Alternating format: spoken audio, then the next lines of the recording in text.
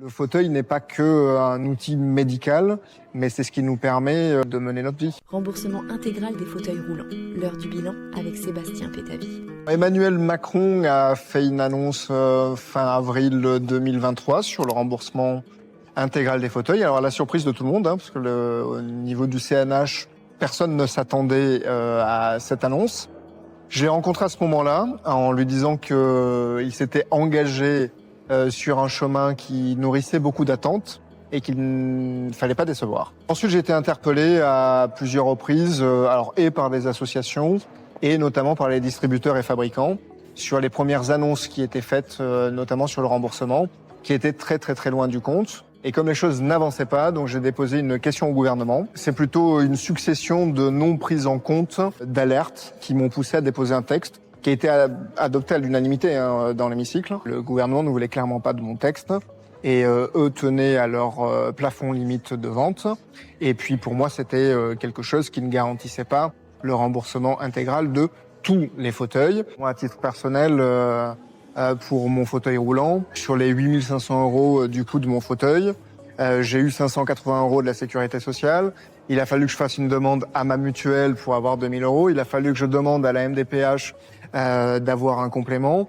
Et puis le reste, je l'ai payé de ma poche. Et on sait très bien que beaucoup de personnes, ne pouvant pas financer le fauteuil, devaient lancer des cagnottes ou renoncer à du matériel avec toutes les conséquences que ça a sur une vie, de rester coincé chez soi par exemple, ou de pas avoir l'activité professionnelle ou les activités loisirs ou le sport que l'on voudrait pratiquer. C'est pas un luxe de vouloir un fauteuil avec certaines options, ça répond à des besoins médicaux et puis parfois esthétiques, parce qu'en fait quand on est un enfant et qu'on se retrouve en situation de handicap, d'avoir des roulettes qui clignotent, d'avoir des flasques de couleur ou une broderie de la Reine des Neiges sur son dossier, c'est très important pour arriver à s'approprier aussi ce qui est le prolongement de notre corps. Le fauteuil n'est pas qu'un outil médical, mais c'est ce qui nous permet de mener notre vie. C'était important quand même de pouvoir réactualiser parce que on n'utilise plus les mêmes matériaux. Aujourd'hui, il y a des matériaux beaucoup plus légers pour des fauteuils actifs, manuels. Il y a de la technologie qui a évolué pour des fauteuils électriques. Avec des commandes avec menton, avec front, avec l'intelligence artificielle aujourd'hui.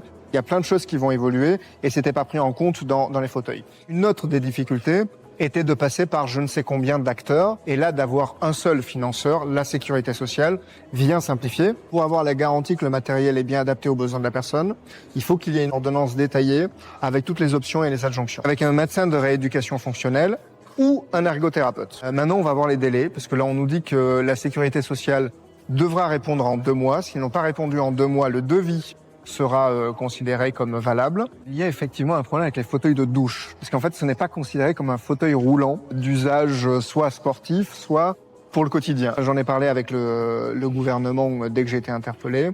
Alors là, on doit attendre la fin de la phase budgétaire, parce qu'on est tous très occupés là-dedans, mais dès que cette phase-là est terminée, courant janvier, on va s'attaquer à ce sujet. Un des points essentiels et qui pour moi dans ma prise de parole dans l'hémicycle, c'était d'avoir du matériel qui est adapté à nos besoins. C'est-à-dire que quand on prend quelqu'un qui a des lunettes par exemple, en fait il est dans une situation de handicap.